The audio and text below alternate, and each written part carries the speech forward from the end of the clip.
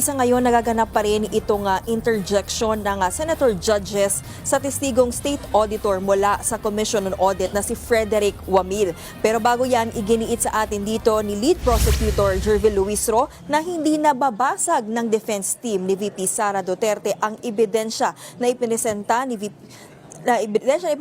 sa Article 1 kaugnay ng umano'y maling paggasa ng confidential funds ng OVP at DepEd. Ayon kay Luisro, malinaw sa testimonya ng dating COA auditor na si Roderick Wamil na nagkaroon ng irregularidad at hindi nasunod ang Joint Circular 2015-01 na batayan sa paggamit, pag-release at pag-audit ng confidential funds. Matatandaan na sinabi nga ni Wamil na maraming liquidation documents ang hindi kompleto o walang sapat na supporting documents kaya nagkaroon ng mga audit observations ang COA.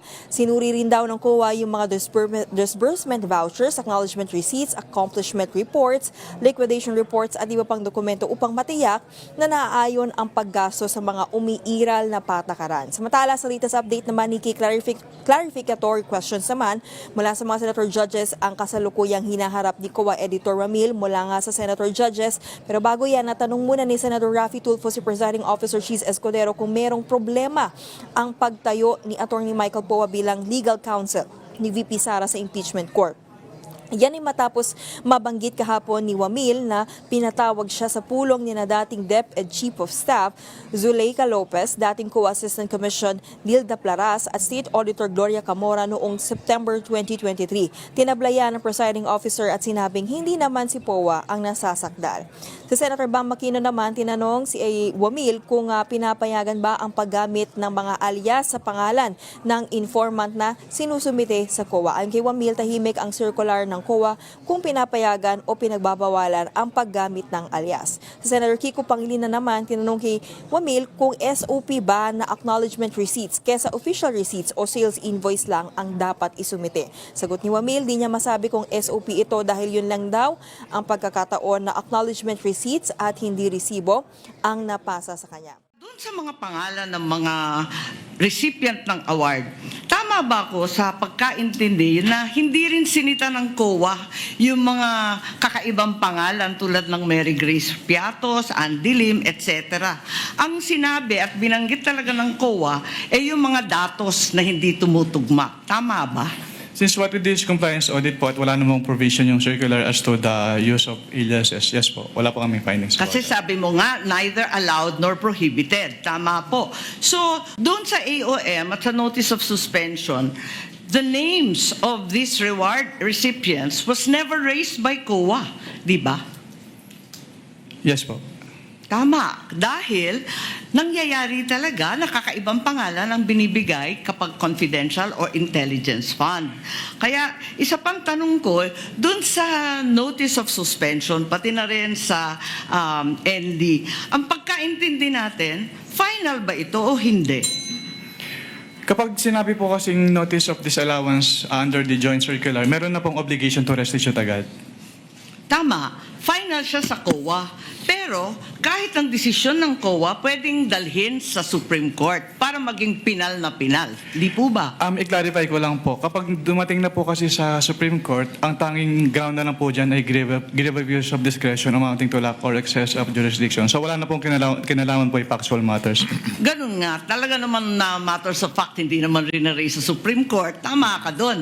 Pero hindi pinal. Pwedeng dalhin sa Korte Suprema. At no point are these final. I-clarify ko lang po, yung decision po ng COA to restitute ay hindi po apektado nung pag-file sa Supreme Court. So kahit mag-file po sila ng petition for certiorari sa Supreme Court, kailangan na po nilang ibalik kaagad. Kasi yung pendency po ng petition for certiorari, hindi po niya na-stay yung obligation to restitute. Naintindihan natin yun, pero hindi pa tapos ang kaso. Pwede pang dalhin sa Korte Suprema, hindi po ba? At saka dun sa notice of suspension, balikan ko lang, was there a finding na ginamit sa pansarili yung mga confidential funds ng OVP? That is a presumption po under joint circular. Misappropriated ba yun? Kindly wrap up. That is a presumption po. Hindi po kailangan directly sabihin kasi nagkaroon po ng presumption. Pero hindi sinabi. Sa madaling sabi, Pero dahil wala presumption talagang po siya, hindi po siya kailangan sabihin, Your Honor. Naintindihan ko, pero wala doon. Is there a COA finding na ninakaw ang confidential funds. Doon sa various AOMs and notice, meron bang sinasabi doon na ninakaw? It was stolen? There is a prima facie evidence na nagamit po siya for personal use or benefit under the joint circular. Kaya nga. Kindly wrap up, Senator Judge Marcos. Yes, You're gonna avail of I round am two. done, but I have questions kung may second round. There will be a round two, and I will register you, Senator Judge Marcos. Next, for his interjections, will be Senator Judge Erwin Tulfo. You are recognized, sir. You may proceed when you're ready. You have 2 minutes.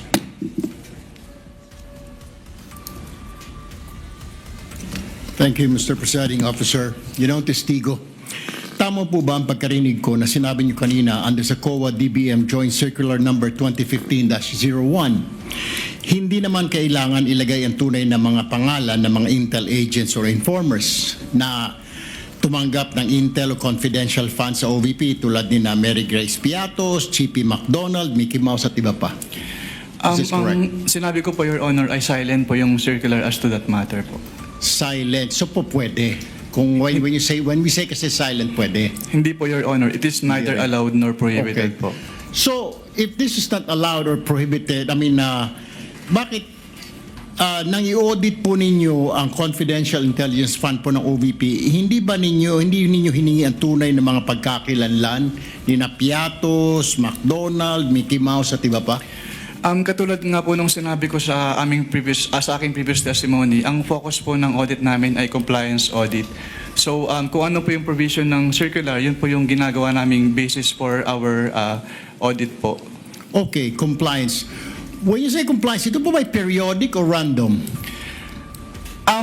Yung compliance audit po kasi wala po siyang particular period kasi pag sinabing compliance audit, ina-evaluate po namin yung subject matter if it is compliant with the certain applicable laws, rules, and regulations. But I'm saying every agency na meron pong intel or confidential funds, do they have to undergo audit periodically or random lang? Dahil marami po tayong ahensya ng gobyerno na may mga intelligence confidential fund na hindi naman dapat. Ang audit po namin ay based dun sa liquidation documents po na sinasubmit nila. Pero is it periodic ba? Kailangan bawat agency na i-liquidate niya yung kanya i-audit ninyo yung kanya paggastos ng intel or confidential fund? Yes po, Your Honor. Yung kanilang kailangan... So it's periodic, it's not random. Yes po, Your Honor. Okay.